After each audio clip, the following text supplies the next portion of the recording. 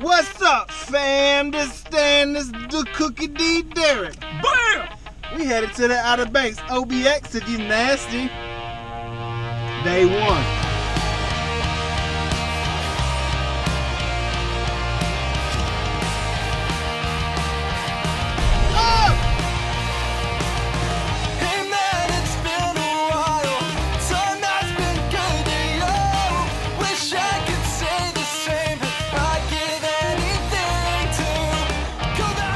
Okay, we're ready to rock. Serious already? We are 10 feet onto the beach and we're already stuck. How fun is this? Are we on the camera? Yeah. After that long drive, we were a little bit over ambitious and tried to drive straight onto the beach. Unfortunately, we forgot to put it in four-wheel drive. Hold on. And when Deric realized, he slammed on brakes, which buried us up into the spare tire, which created basically an anchor. Some nice people came by and gave us these things called gator tracks to try to help us get out. That didn't work. Then some other people in a Toyota Tacoma came and pulled us out. It was a very interesting time, and I was trying to film, and it felt like a jerk doing it.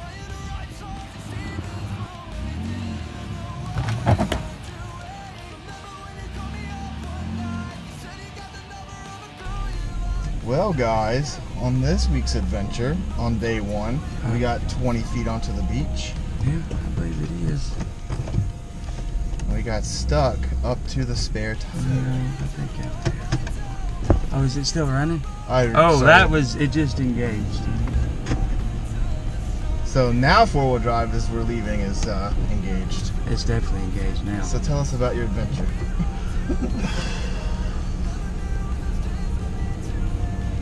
You're part of this too. I'm crying on the inside. I was trying to get on the freaking beach. And then I realized, hey, you're not in four-wheel drive, so I'd like to... Slammed on brakes. And, anyway. And, one of my wiser moments. We got pulled out by a Tacoma.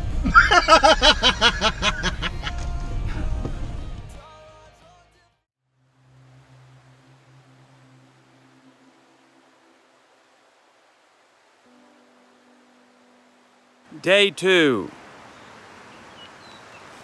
Yeah, we filming snakes right now. They up in the stump hole. We hiked about 8 miles between the Buxton Woods Trail, which is a short little 3/4 mile loop or a mile loop.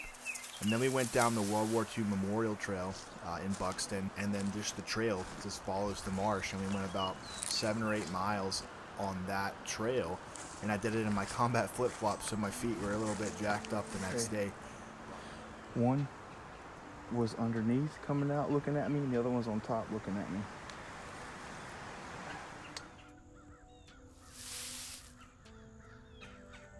So I'm just going to get set up down this lane and see if I can't get him to come out.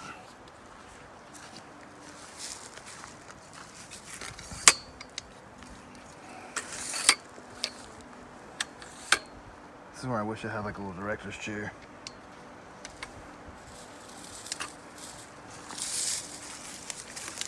I can't remember the last time I was that excited to see a black racer.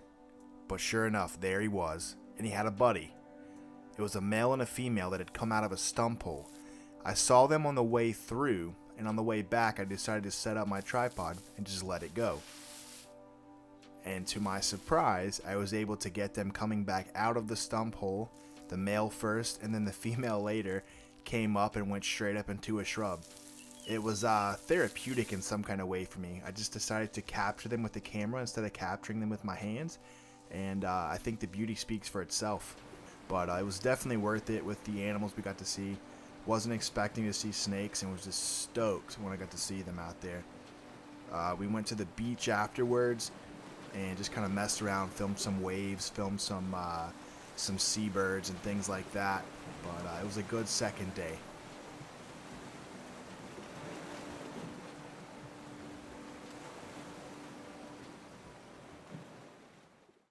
Day 3. Rain's coming. Cleaning out Stan's trash. It's my morning routine. Anyway, looks like we're going to be shut in, but we're not going to let the weather affect us. We're going to kick butt, go do something. Even if it's in a truck, through raindrops and a windshield we can't look out of, we're going to prevail. It is our time.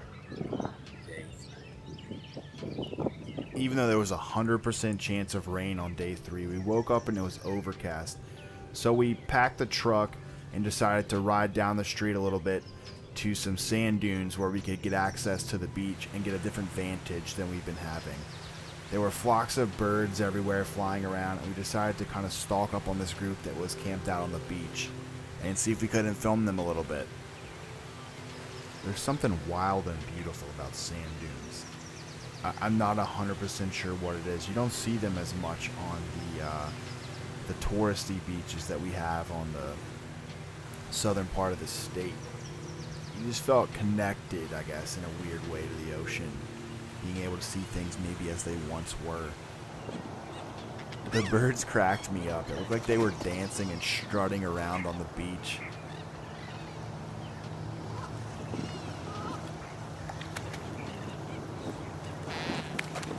There was one big lone seagull just hanging out. I don't think he had any friends. It was a bummer. The rain did eventually come, and it forced us back into our room to where we began to get cabin fever a little bit. And I got to learn all about Deric's questionable music taste. So we're learning now that Deric listens to Creed.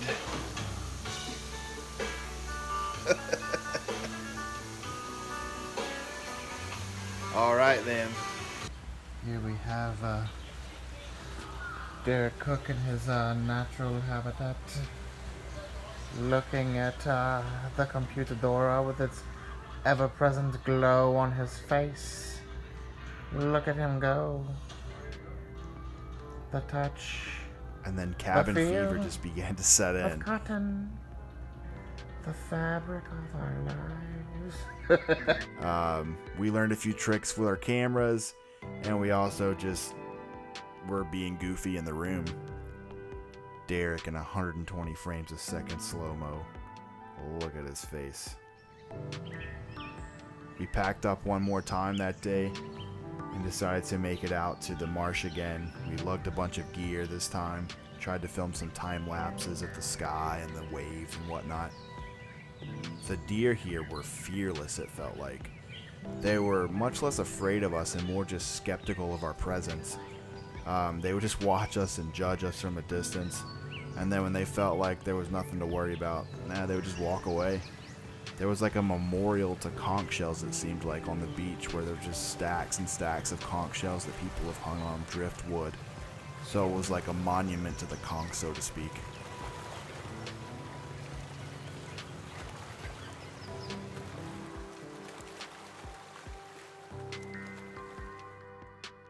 Deric wanted to show me what a human lighthouse would look like as he shined into my lens with his headlamp and danced on the beach. It was a good end to a good day.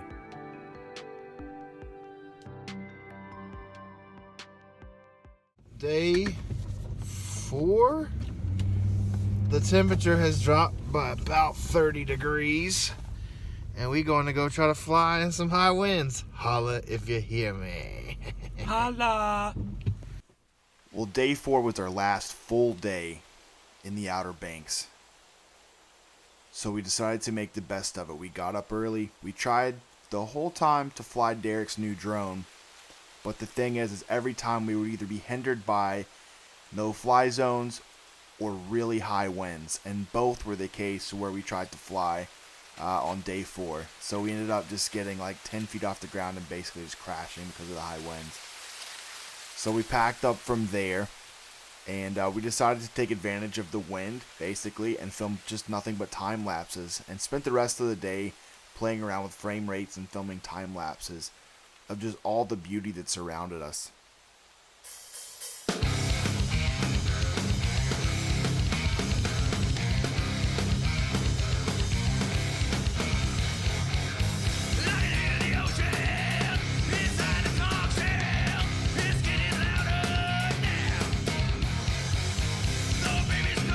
guess what? We got stuck on the beach again. We tried to dig ourselves out. That didn't work. We tried to put firewood under the tire. That didn't work. We actually got pulled out by another truck, and it worked. And then as soon as we tried to go again, we got stuck immediately. So the same guy pulled us out a second time.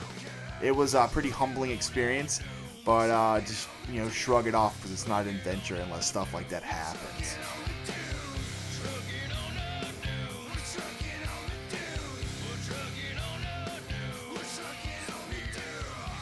There was a black racer just coiled up in the marsh, as cold as can be. Check this out. It's like 45, 50 degrees and there's a little black racer hanging out. So cool. I love these guys. They're very spicy. As we were driving around, there was a freshwater marsh and people fishing, and I looked behind us and there was a big yellow-bellied slider turtle just crawling right on the edge of the road. So I jumped out of the truck and I moved him over to the side of the road in the same direction he was going to move him to another marsh. Let's look at this guy.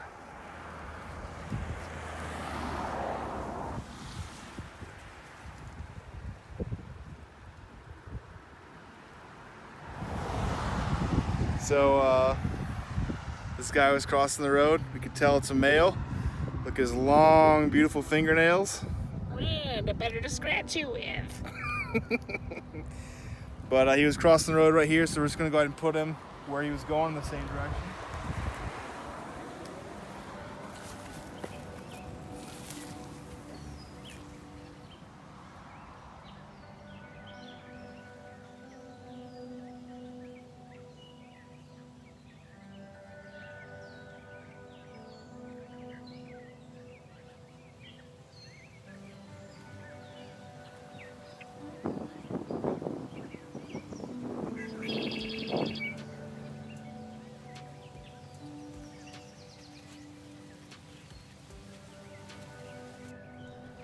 This trip was much needed for me. I think a quote that I read actually sums up exactly just the necessity of this trip. And it's by a poet named Rainer Rilke. It says, "When anxious, uneasy, and bad thoughts come, I go to the sea, and the sea drowns them with its great wide sounds, cleanses me with its noise, and imposes a rhythm upon everything in me that is bewildered and confused." I couldn't have said that better myself.